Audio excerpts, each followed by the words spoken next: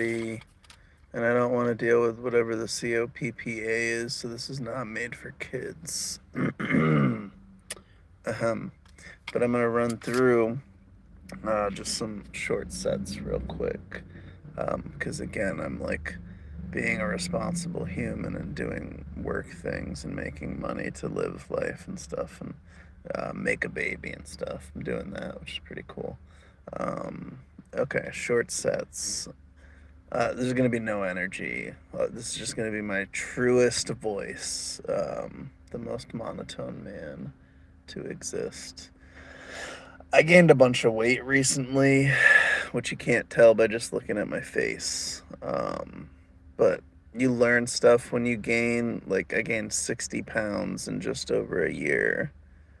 And when you gain weight that quickly, you learn things like every sock really is a compression sock. That's an indication that that's the punchline, is when I stare at the top of my phone here. But yeah, every sock is a compression sock when you're fat enough.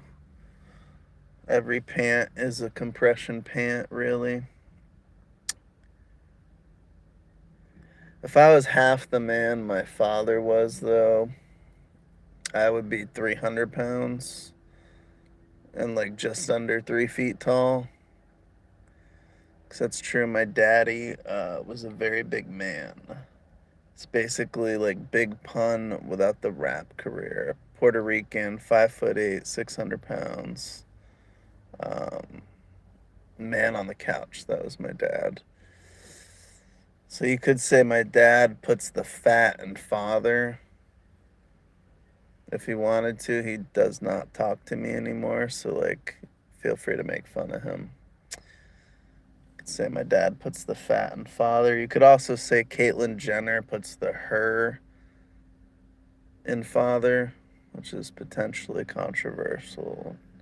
I can't say that in Seattle. Okay.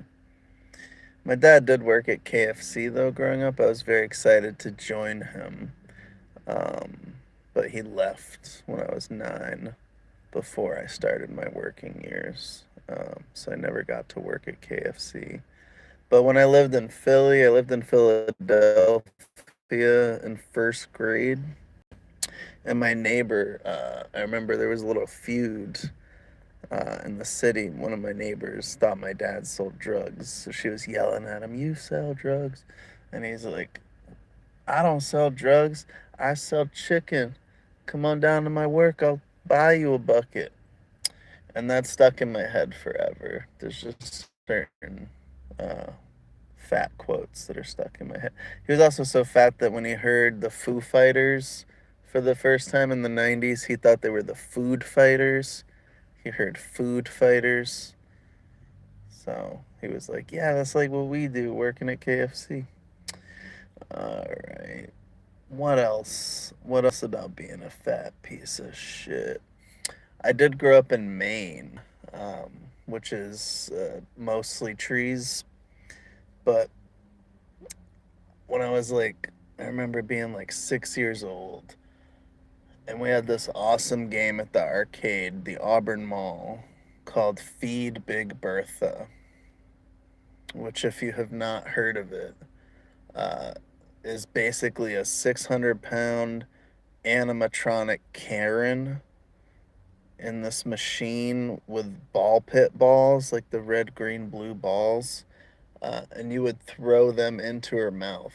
That was the gameplay. A kid would throw tiny balls into a very large woman's mouth, and she would shout, "More, more.